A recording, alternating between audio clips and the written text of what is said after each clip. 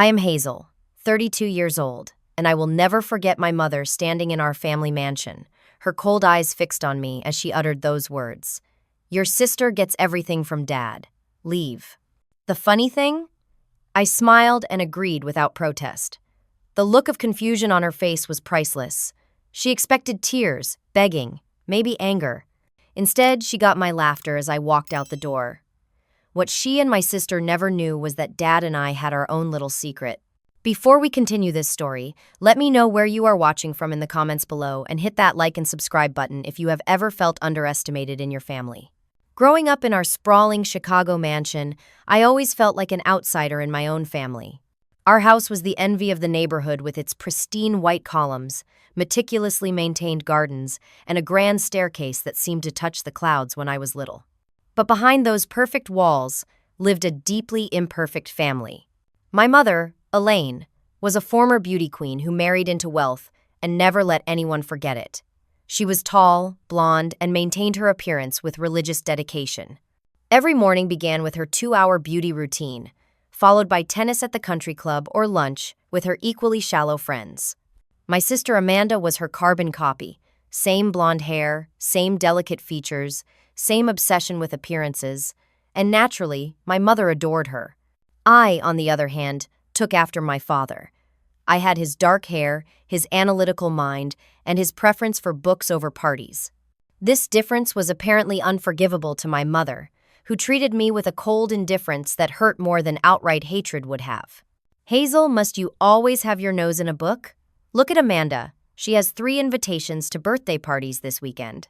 Why cannot you be more social? This was a common refrain in our household. No matter what I did, it was never enough in comparison to my perfect sister. My father, Richard, was the only one who saw me. Really saw me. He was a self-made businessman who built his fortune from a small inheritance, turning it into a multi-million-dollar empire in commercial real estate. Unlike my mother, who was born into privilege, my father knew the value of hard work and resilience. Some of my fondest memories were our Sunday mornings together. While Mother and Amanda slept in after their social events, Dad and I would sit in his study, the smell of leather books and his coffee creating a cocoon of comfort around us. He would read to me from his favorite books, not fairy tales, but stories of innovation, business, and philosophy. The mind is the greatest asset you have, Hazel, he would say, his eyes crinkling with warmth. Your sister might have inherited your mother's beauty, but you have something far more valuable. You have curiosity and intelligence. Those words sustained me through countless disappointments. Like my 16th birthday, when my mother forgot entirely because Amanda had a cheerleading competition the same weekend. Dad tried to make up for it by taking me to dinner, but he was called away for an emergency business meeting halfway through. I sat alone at that restaurant table, a half-eaten cake in front of me, fighting back tears as waiters gave me pitying glances. Or my high school graduation, where Amanda received a brand new convertible for making the honor roll barely, while I was valedictorian and received a book. It was a first edition of my favorite novel, chosen thoughtfully by my father, but the disparity was glaring. Mother did not even attempt to hide her favoritism. Amanda needs to make the right impression at college, she explained dismissively. She will be meeting future connections. You will just be studying anyway. These experiences taught me early on that I could only rely on myself. While other girls my age were focused on popularity and dating, I was developing independence and resilience. I got a part-time job at 16, despite living in a mansion, just to have money that was truly mine. I studied relentlessly, knowing that education was my ticket to freedom from this toxic household. My relationship with Amanda deteriorated as we grew older. As children, we occasionally found moments of sisterhood when our parents were not around to create competition.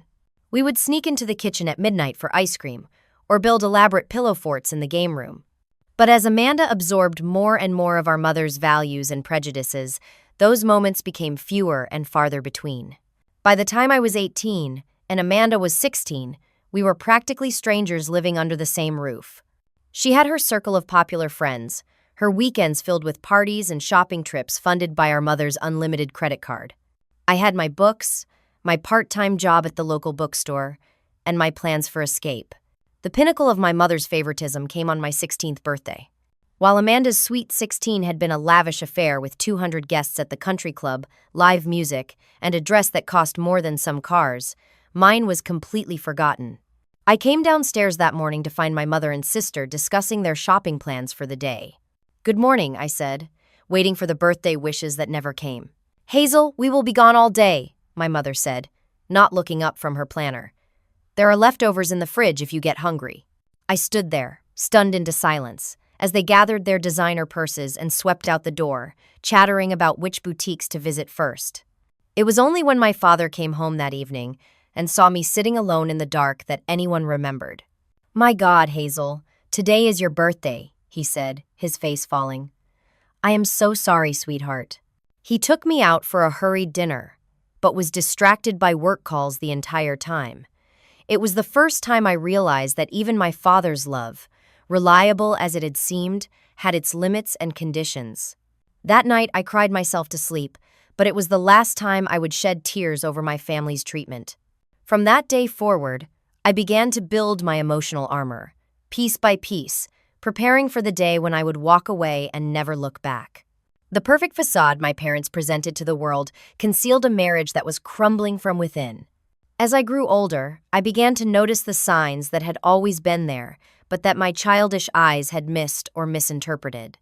The separate bedrooms they claimed were due to my father's snoring. The cold, formal way they addressed each other at meals.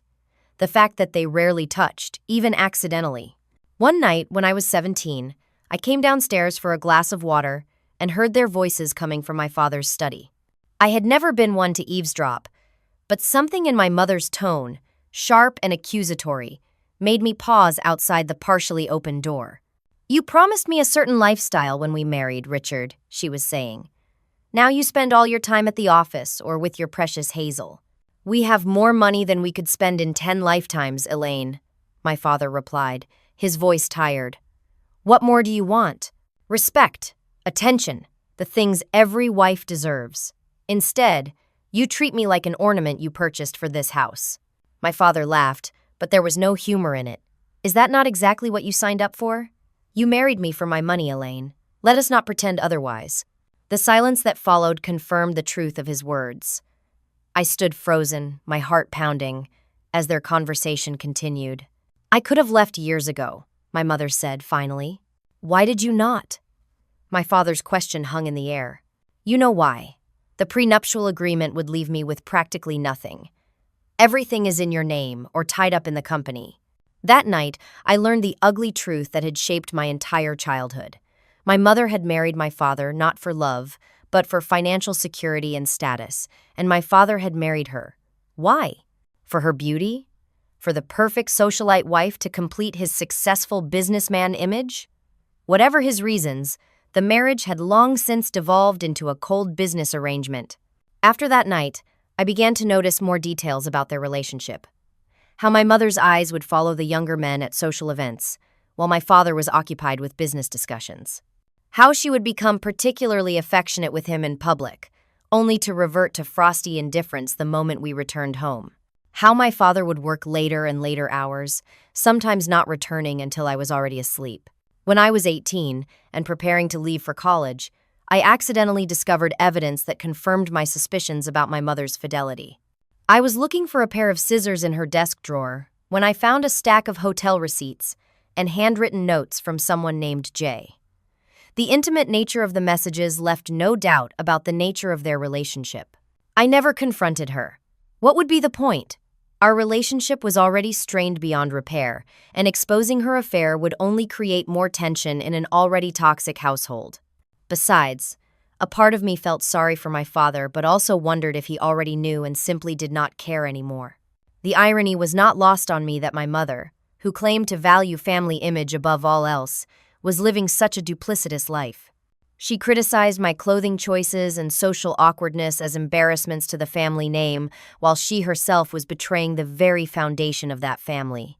My father, for his part, buried himself in work. His real estate empire continued to expand, with new projects breaking ground across the country. He was rarely home, and when he was, he spent most of his time in his study or with me.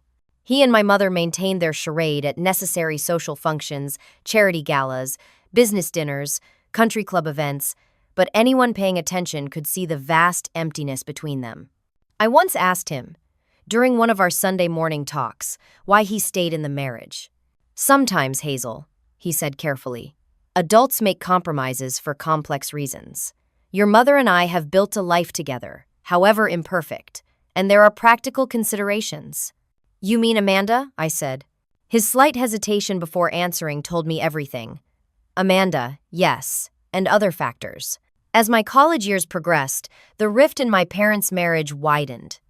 My mother became more brazen with her affairs, sometimes visiting friends for entire weekends. My father worked 60-hour weeks and traveled extensively for business. They were effectively living separate lives under the same roof, united only by their address and bank accounts. During my senior year of college, when I came home for Christmas break, I noticed my mother examining the family art collection with unusual interest, even taking photos of certain pieces. When I asked her about it, she brushed me off with a comment about insurance documentation. But the appraiser I saw leaving the house the next day suggested something else entirely. She was valuing assets, preparing for something. Looking back, I should have warned my father. But I was focused on graduation, on my own plans for the future.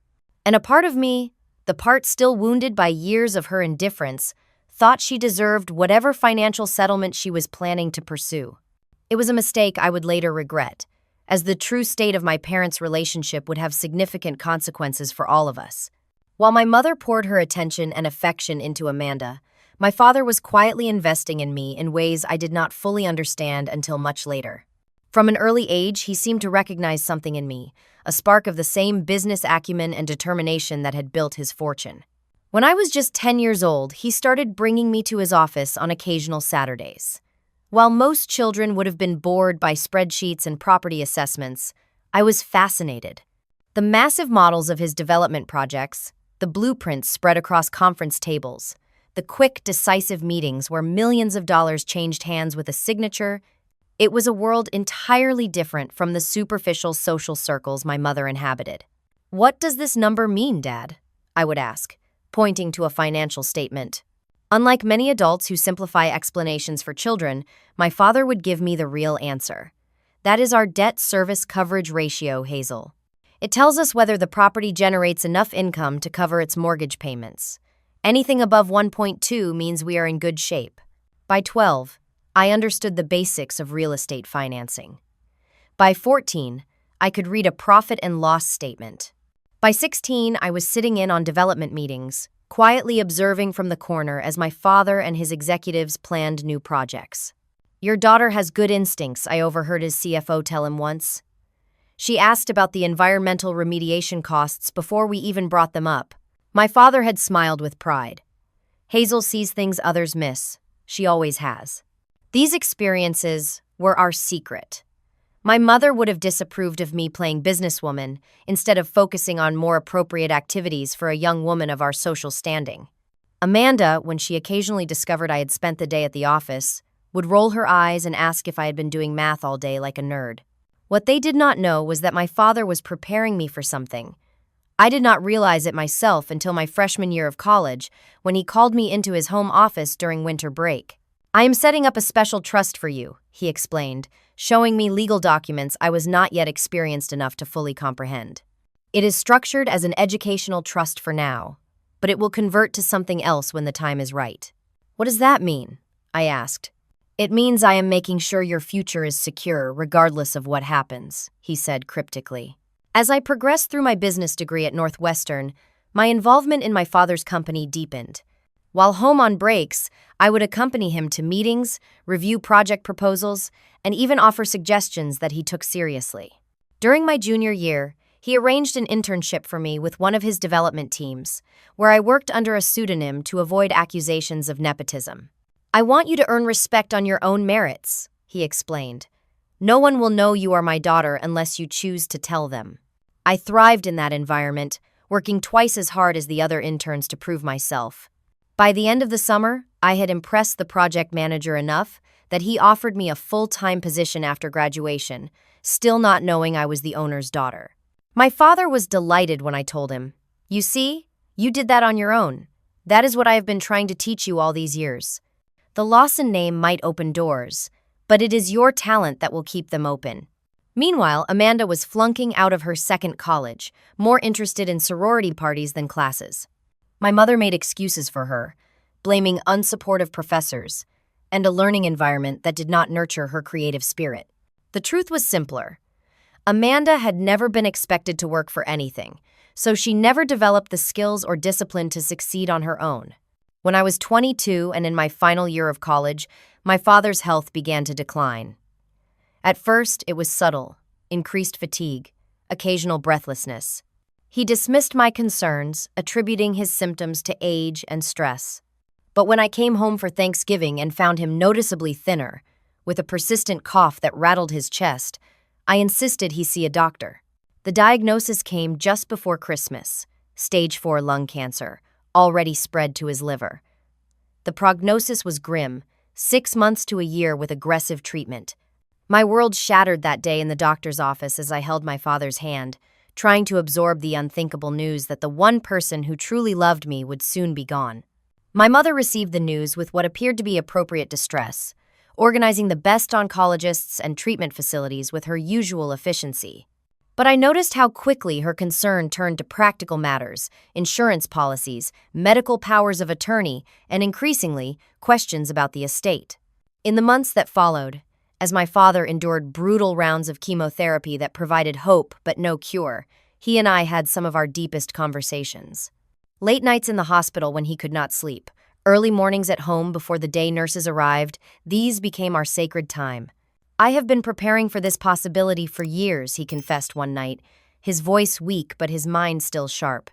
"Not the cancer specifically, but the knowledge that I would not always be here to protect you." "Dad, please do not talk like that," I begged, fighting back tears.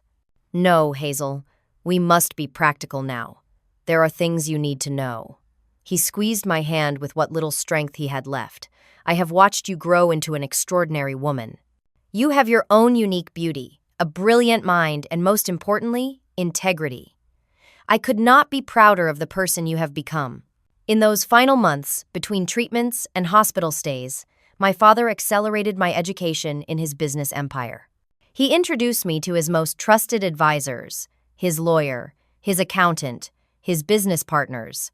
Each meeting was carefully orchestrated to seem casual, but I later realized he was presenting me as his intellectual heir, ensuring these key people knew and respected me. "Remember, Hazel," he told me during one of his more lucid days, "true wealth is not about money. It is about creating value, solving problems, building something meaningful. That is the real legacy I want to leave you." As his body weakened, his determination to prepare me strengthened.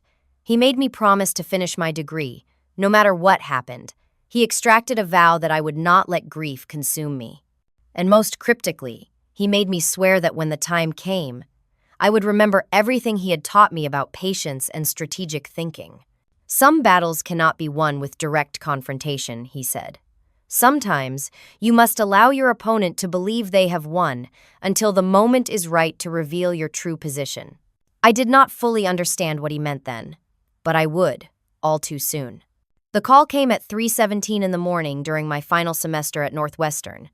I was pulling an all-nighter to finish my senior thesis when my phone lit up with my mother's number. I knew before answering, had been dreading this call for months. "He is gone," she said without preamble.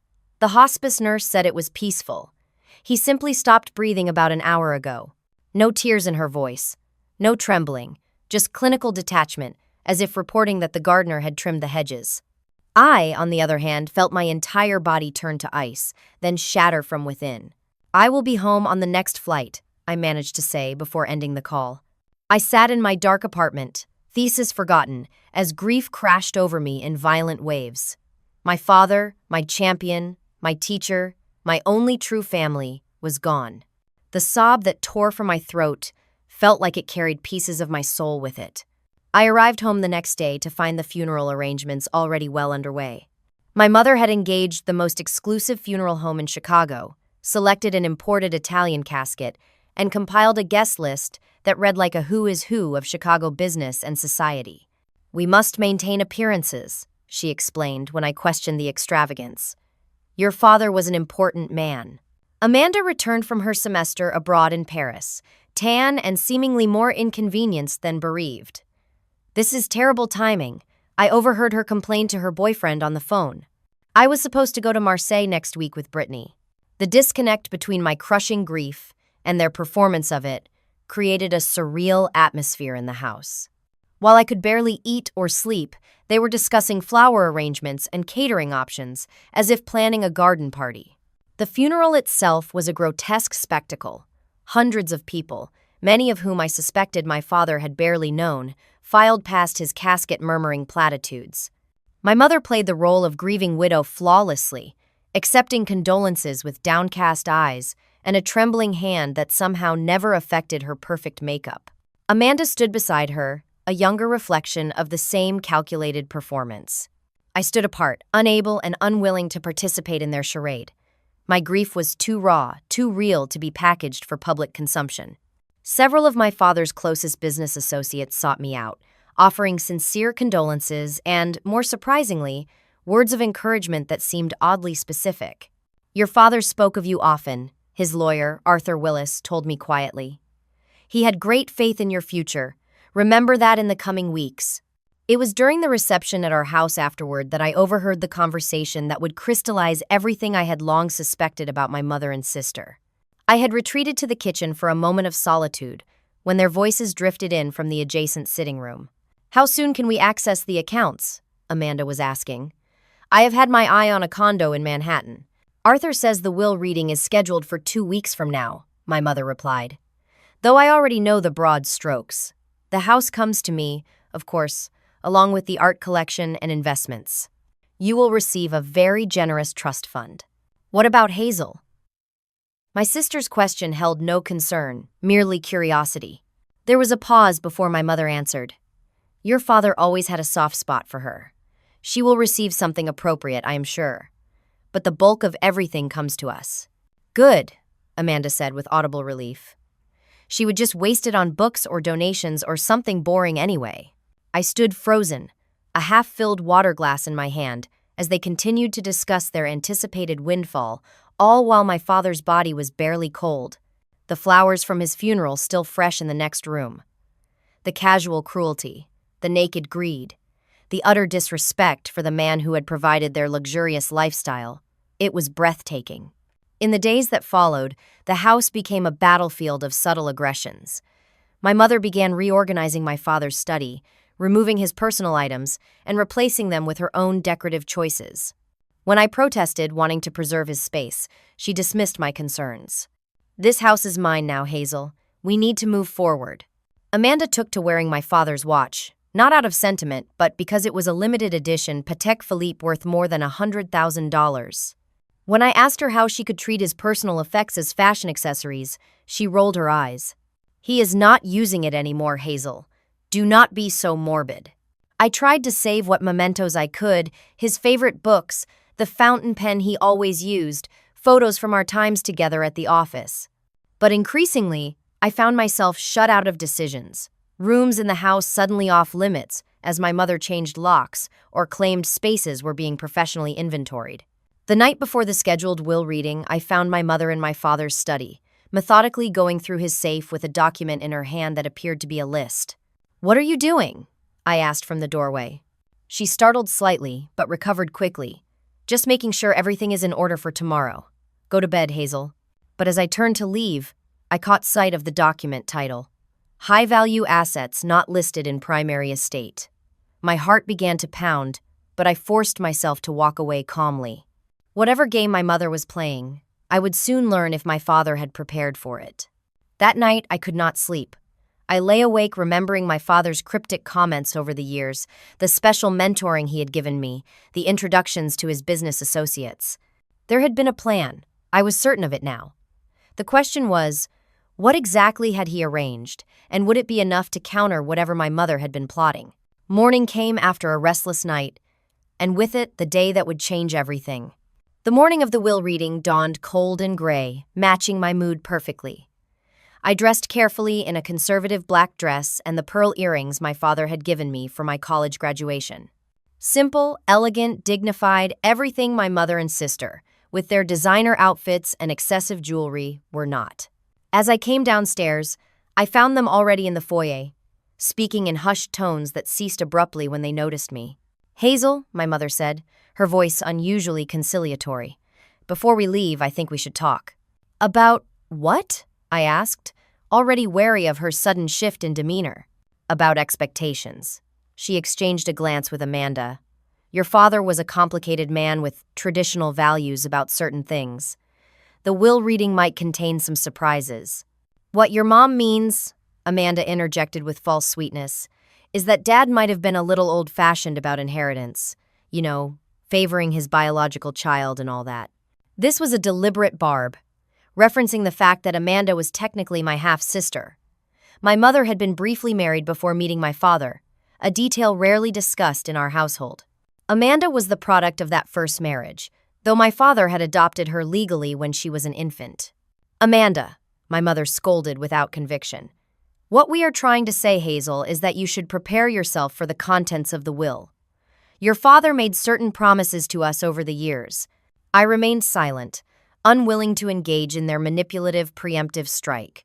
Whatever they were planning, I would face it with the dignity my father had always taught me to maintain.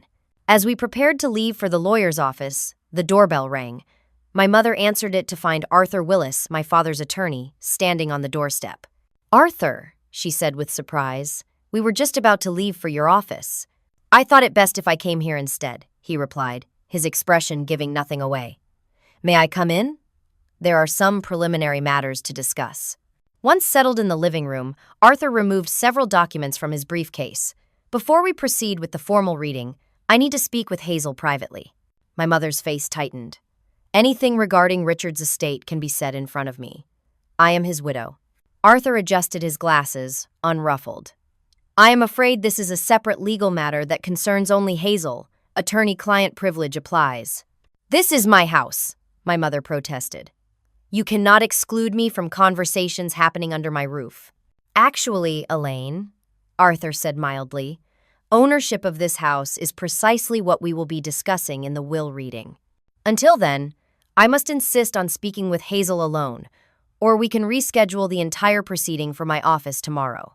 My mother looked like she had swallowed something sour, but ultimately she and Amanda retreated to the kitchen, closing the sliding doors behind them. I had no doubt they would try to eavesdrop, but Arthur seemed prepared for this. He removed a small white noise machine from his briefcase and set it near the door. "Your father anticipated some resistance," he explained quietly. "Now, Hazel, I have something for you. Your father left explicit instructions that this be delivered to you before the formal reading." He handed me a sealed envelope with my name, written in my father's distinctive handwriting. My hands trembled as I opened it and began to read. "My dearest Hazel, if you are reading this, then I am gone, and you are about to face what may be the most challenging day of your life so far. Before you enter the formal will reading, there are things you must know. For years, I have watched Elaine and Amanda's true characters reveal themselves. I have seen how they have treated you, and how they have viewed my assets as their entitlement rather than a privilege to be earned. I have also seen you grow into a woman of extraordinary capability and integrity. 5 years ago, I began restructuring my assets with you in mind. The formal will that will be read today contains only a fraction of my estate, the house, some personal items, and enough cash to maintain appearances. The bulk of my wealth, including controlling interest in Lawson Developments, was transferred to a series of trusts in your name long ago, with provisions preventing any contest by Elaine or Amanda. Arthur will explain the details, but know this. You are now the majority owner of everything I built. The company, the properties, the investments, all of it is yours to lead. I ask only 3 things of you. 1. Lead with integrity, as you have always lived. 2. Remember that with great resources comes great responsibility. 3. Find joy, Hazel. Do not let the bitterness of others poison your heart. I am so proud of the woman you have become. Trust yourself as I have trusted you. All my love. Dad. Tears streamed down my face as I finished reading. Arthur gave me a moment to compose myself before speaking again. Your father began preparing for this day 5 years ago, he explained softly. He transferred controlling interest in all his major assets to you through a series of perfectly legal transactions. The will that will be read today is essentially a decoy, containing the assets he knew your mother would immediately look for. She does not know? I whispered. No. Your father was very careful. Everything was done legitimately, with proper valuation and tax consideration. But he operated on a need-to-know basis, and your mother did not need to know. As Arthur continued explaining the complex financial arrangements my father had made, a commotion from the kitchen interrupted us. The door slid open, and my mother stood there, face contorted with rage, a letter opener in her hand. It was clear she had been attempting to listen through the door despite the noise machine. "What are you two whispering about?" she demanded. "What secrets are you keeping from me?" Arthur calmly returned the documents to his briefcase. "We were discussing private matters, as I indicated, Elaine. Now, shall we proceed with the formal reading?" What followed was one of the most tense hours of my life. Arthur methodically read the will, which left the house and its contents to my mother, a trust fund of $2 million to Amanda, and a smaller trust of $500,000 to me. Throughout the reading, my mother's expression shifted from smug satisfaction to growing suspicion that something was missing. "This cannot be everything," she finally interrupted. "Where are the company's shares? The commercial properties? The investment accounts?" Arthur looked at her over his reading glasses. "Those assets are not part of this estate, Elaine." "What do you mean, not part of this estate? They were Richard's." "They were," Arthur agreed. "However, Richard transferred ownership of those assets some time ago. They are not subject to probate or distribution through this will." The color drained from my mother's face. Transferred to whom? Arthur glanced at me, and I gave him a slight nod. It was time for the truth. The majority of Richard's business holdings were transferred to Hazel through a series of gifts and business transactions over the past 5 years. The transfers were properly documented, taxes were paid, and all legal requirements were met. The silence that followed was deafening. Amanda looked confused, but my mother understood immediately what this meant. Her carefully laid plans, her expectations of controlling my father's fortune, all evaporated in an instant. "This is fraud," she finally sputtered.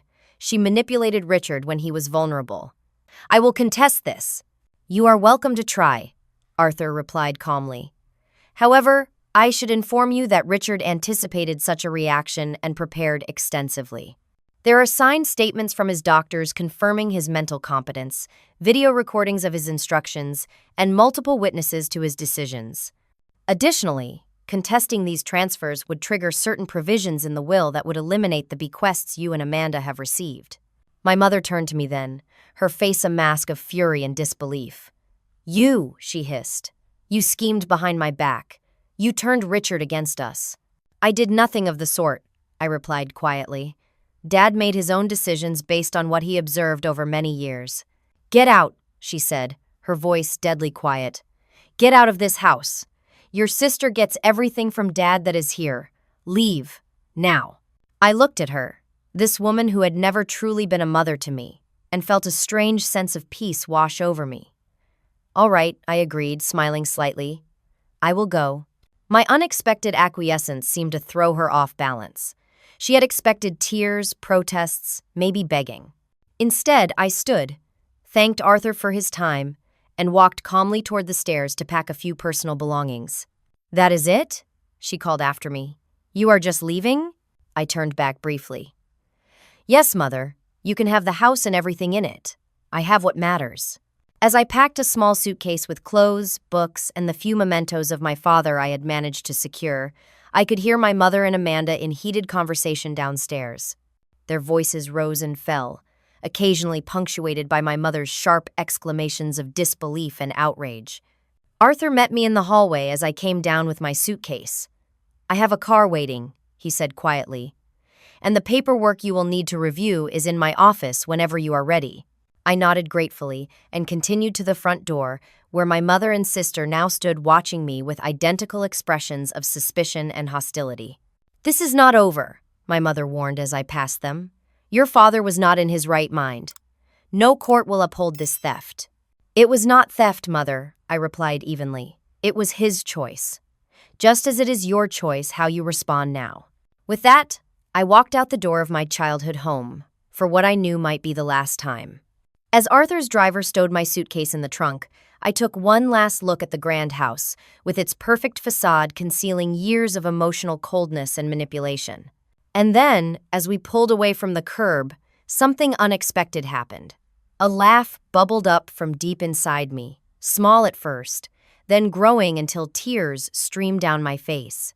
It was not hysteria or bitterness, it was genuine relief. For the first time in my life, I was truly free. Arthur's car took us directly to his downtown office, a sleek space on the 42nd floor of one of Chicago's prominent skyscrapers.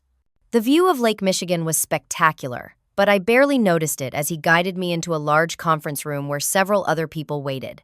"Hazel, I would like you to meet the executive team of Lawson Developments," Arthur said, "though I believe you know most of them already." Indeed, I recognized them all, my father's most trusted lieutenants. There was Michael Brennan, the company's CFO, Sarah Livingston, head of acquisitions, James Parker, the chief architect, and Daniel Rodriguez, operations director. All people I had met through my father over the years, often during those weekend visits to the office. "We have been expecting you," Michael said, stepping forward to shake my hand. "Your father prepared us for this day, though we all hoped it would come much later." "You knew?" I asked, looking around at their sympathetic faces. "All of you?" Sarah nodded. "Richard brought us into his confidence about 5 years ago. He wanted to ensure a smooth transition when the time came." "Which brings us to today's meeting," Arthur interjected, directing me to a seat at the head of the table, my father's traditional spot. "Hazel, what these executives know, but your mother does not, is that you have actually been involved in running Lawson Developments for the past year." At my confused expression, Daniel explained. "All those project proposals and financial reports your father asked you to review while you were finishing college, those were real company decisions.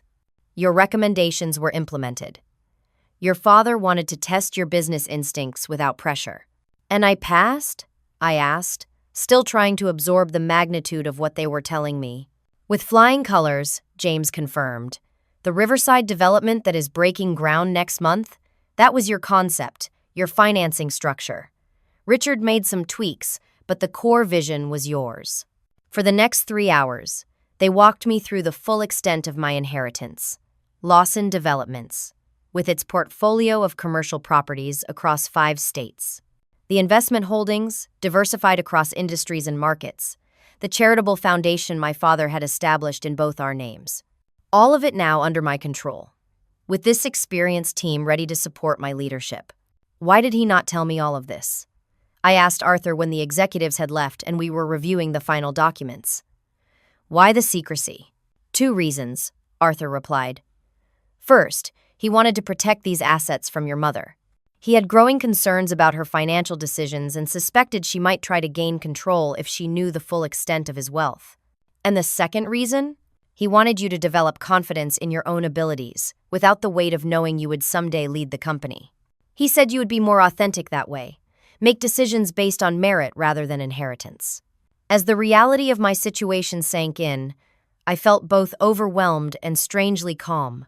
My father had been preparing me for this role my entire life. Those Sunday morning business lessons, the weekend office visits, the internship, the questions that tested my thinking. All of it had been leading to this moment. "There is one more thing," Arthur said, sliding a final folder across the table. "Your father left instructions about the house." "My mother can have it," I said quickly. "I have no desire to fight her for it." "That is not what this is about," Arthur explained. "The house remains in your mother's name, as specified in the will. However, the mortgage on the property was held by a subsidiary of Lawson Developments. You now control that mortgage." I stared at him as the implications became clear. So I could. "Foreclose, raise the payments, modify the terms. Yes, you could do any of those things," Arthur confirmed. "However, your father also left specific instructions regarding this situation." The document outlined my father's wishes. The mortgage terms would remain unchanged as long as my mother maintained the property and stayed current on payments.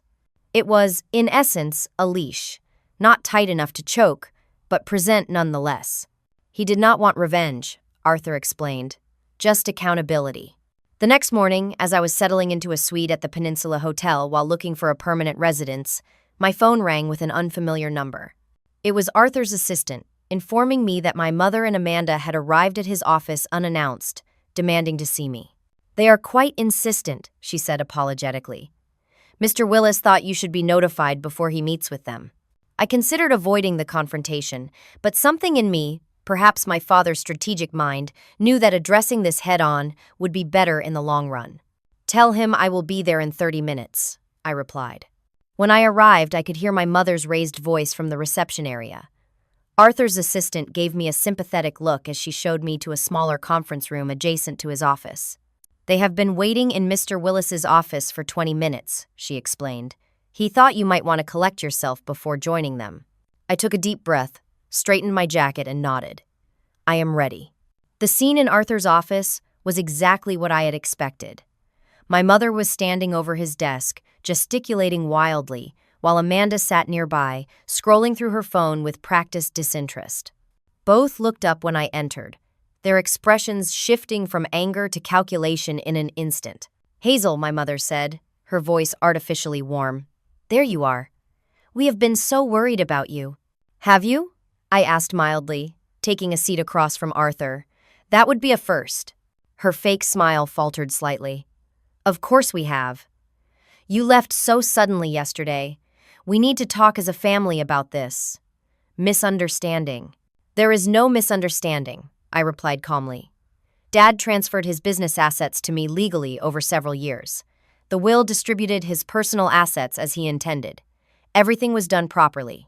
"You manipulated him," Amanda interjected, finally looking up from her phone. "Everyone knows he always had a soft spot for you. You took advantage." I met my sister's gaze steadily. "I never asked for any of this, Amanda. Dad made these decisions independently, based on who showed genuine interest in his life's work." "This is ridiculous," my mother snapped, her pretense of concern evaporating. "Richard built that company for his family, for all of us. You have no right to take it for yourself." "I am not taking it for myself," I corrected her. "I am continuing what Dad started with the team he assembled, according to his wishes. The company will continue to support this family, including you both." "Support? What does that mean?" My mother looked suspicious.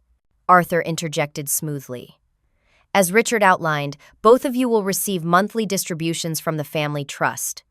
Quite generous ones, I might add. The house remains in Elaine's name, with the existing mortgage terms unchanged. Your lifestyle can continue largely as before." "Largely?" My mother picked up on the qualification immediately. "Some discretionary spending accounts have been closed," I explained. "The company jet will now be used exclusively for business purposes. The vacation properties remain available to family, but with scheduled access rather than unlimited use." "This is outrageous," my mother sputtered. "You are treating us like children on an allowance." "No, Mother," I said quietly. "I am treating the company assets with the respect they deserve. Something Dad worked his entire life to build should not be squandered on impulse purchases and status symbols." Amanda stood abruptly. "I cannot believe Dad did this to us. He always said we would be taken care of." "And you will be," I assured her. "Just not to the excessive degree you anticipated. You will have more than enough to live comfortably, pursue education or career goals, even start your own ventures if you choose. What you will not have is unlimited access to drain the company's resources." The meeting continued for another hour, with threats of lawsuits, accusations of manipulation, and eventually, when those tactics failed, attempts at emotional manipulation. Through it all, I maintained the calm, reasoned approach my father had modeled throughout his business career. Finally, when it became clear that neither threats nor tears would change the situation, my mother gathered her designer purse and stood to leave. "This is not the end, Hazel," she warned. "You may have the company for now, but families have ways of working these things out." "I hope they do," I replied sincerely, "because despite everything, we are still family, and I would like to find a way forward that respects Dad's legacy while allowing all of us to heal." As they left, Arthur gave me an approving nod. "Your father would have been proud of how you handled that." "I am not sure," I admitted. "Part of me wanted to be much harsher with them, after everything they have done." "Richard knew that impulse well," Arthur said. He told me once that his greatest challenge was balancing accountability with compassion. It seems you have inherited that wisdom as well as his business acumen. As I left the office building and stepped into the bright Chicago afternoon, I felt lighter than I had in years. The road ahead would be challenging, learning to lead a major company, navigating the complicated relationship with my mother and sister, building a life of my own choosing. But for the first time, I was truly free to chart my own course, supported by my father's careful planning and his faith in me. And that, I realized, was the greatest inheritance of all. 1 year later, I stood in my corner office on the 40th floor of the Lawson Building, looking out at the Chicago skyline as the setting sun painted the glass towers in hues of gold and amber. So much had changed in 12 months, both in the company and in my personal life. After that confrontational meeting with my mother and Amanda, I had thrown myself into learning every aspect of Lawson developments. The executive team my father had assembled proved invaluable, patiently explaining complex deals and guiding me through my first major decisions as CEO. I had made mistakes, of course, but fewer than expected thanks to the foundation my father had laid during all those years of subtle mentoring. The transition had not been without challenges. Several business partners initially hesitated to work with an inexperienced young woman taking over from her father. Those doubts largely vanished when I successfully negotiated a complex development deal in Boston that even my father had struggled to bring to fruition. The Riverside project, the one based on my original concept, had opened ahead of schedule and under budget, quickly reaching full occupancy with a waiting list of potential tenants. My personal adjustment had been more complicated. After 2 weeks in the hotel, I had purchased a loft apartment in a converted warehouse, nothing like the ostentatious mansion I grew up in, but a space that felt authentically mine. Decorating it became a form of therapy, choosing each piece deliberately to create a home that reflected my personality rather than social expectations. The relationship with my mother and sister remained strained, but had evolved into a cool détente. After several months of testing boundaries and making legal inquiries that went nowhere, my mother had reluctantly accepted the new reality. Our interactions were limited to necessary family business, conducted primarily through intermediaries. Amanda, surprisingly, had shown small signs of growth, enrolling in business courses at a local college and occasionally asking thoughtful questions about the company. "Miss Lawson?" My assistant's voice came through the intercom, interrupting my reflections. "Your 7 o'clock appointment is here." "Thank you, Jennifer. Please send him in." The door opened to reveal David Mercer, head of the Lawson Foundation, the charitable organization my father had established years ago, and which I had significantly expanded over the past year. "Good evening, Hazel," David said, setting his portfolio on the conference table. "Ready to review the quarterly grant proposals?" This was one of my favorite parts of my new role. The foundation now focused on educational opportunities for underprivileged youth and small business incubation in struggling neighborhoods, causes my father had cared about but had never fully prioritized during his lifetime. "Absolutely," I replied, joining him at the table. "Before we start, how did the mentorship program launch go last week?" David's face lit up. "Incredibly well. 30 high school students matched with business leaders across the city. One of the girls reminded me of you, actually, full of questions about real estate development and sustainability. I think you would like her." As we reviewed grant proposals and discussed upcoming initiatives, I felt a familiar warmth in my chest, the satisfaction of using these resources for meaningful impact rather than status and luxury. It was a different kind of legacy than the one my mother had envisioned, but one I believed would have made my father truly proud. After David left, I decided to walk home despite the late hour. Chicago in early autumn had a crispness that cleared my mind, and the 20-block walk gave me time to process the day. As I passed busy restaurants and quiet side streets, I reflected on how my relationship with the city had changed. No longer was I the overlooked daughter of Richard Lawson. Now, I was Hazel Lawson in my own right, with my own growing reputation in business circles. My phone buzzed with a text from Sophia, a close friend I had made through a business leadership group for women. We had met at a networking event 6 months ago and bonded over similar experiences with family expectations and finding our own paths. "Still on for brunch Sunday? Bringing that architectural book I mentioned." I smiled and sent a quick confirmation. This was another unexpected gift of my new life. Genuine friendships based on shared interests and mutual respect rather than social convenience.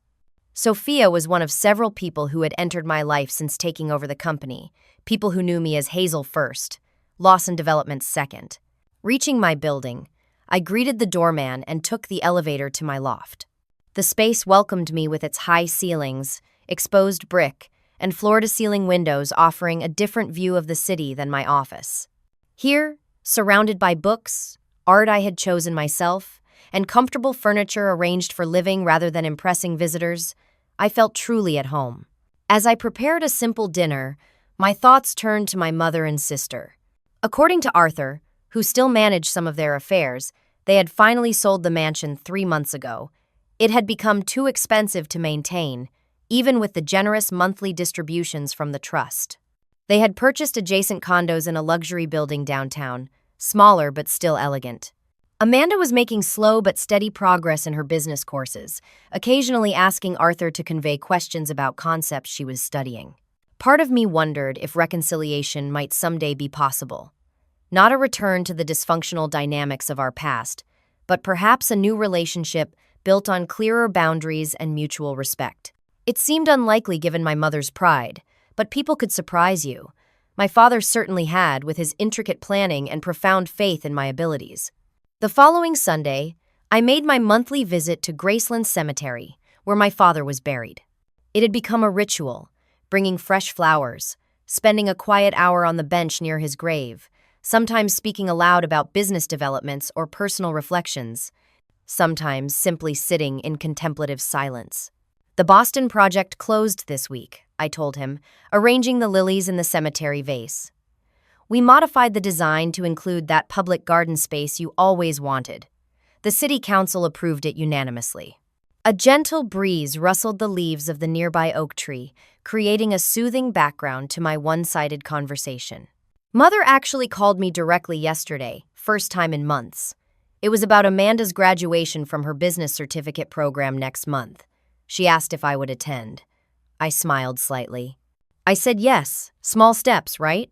As always during these visits, I felt a complex mixture of grief and gratitude. The pain of losing him would never completely disappear, but it had gradually transformed into something more manageable, interwoven with appreciation for everything he had given me, not just material wealth, but confidence, education, and the example of his integrity. I understand now why you did everything the way you did, I continued softly. It was never about punishing Mother or Amanda. It was about protection. Protecting the business you built, protecting me, and in a way even protecting them from their worst impulses. The most profound lesson I had learned through all of this was not about business strategy or financial management, though those skills had certainly proved valuable. The real lesson was about the nature of inheritance itself. What my father had truly left me was not buildings or bank accounts, but a moral compass, a work ethic, and faith in my own capabilities. Those gifts had prepared me to handle the material inheritance responsibly when the time came. And perhaps most importantly, he had taught me that true freedom comes not from wealth itself, but from the independence of mind and spirit that allows you to use resources wisely rather than being controlled by them. My mother and Amanda had always been imprisoned by their desires for more luxury, more status, more validation through possession. That prison had warped their perspective on everything, including love and family. As I left the cemetery that day, I made a private commitment to continue building on my father's legacy while creating my own. Lawson Developments would grow not just in size, but in positive impact. The foundation would expand its reach to help more people create their own opportunities, and I would continue my personal journey of growth and healing. The path forward was not clearly marked, but for the first time in my life, I felt fully equipped to navigate it on my own terms. The inheritance my father had left me was far more valuable than money. It was the confidence to chart my own course and the wisdom to do so with integrity. What is the most valuable inheritance you have received from someone in your life? Was it material possessions or life lessons and values? Share your stories in the comments below. If this story resonated with you, please like and subscribe for more content about family dynamics, personal growth, and finding your own path. And remember, sometimes the greatest gifts we receive are not things we can hold in our hands, but the beliefs others hold about our potential. Thank you for listening to my story today. and I wish you the strength to create your own legacy of integrity and purpose.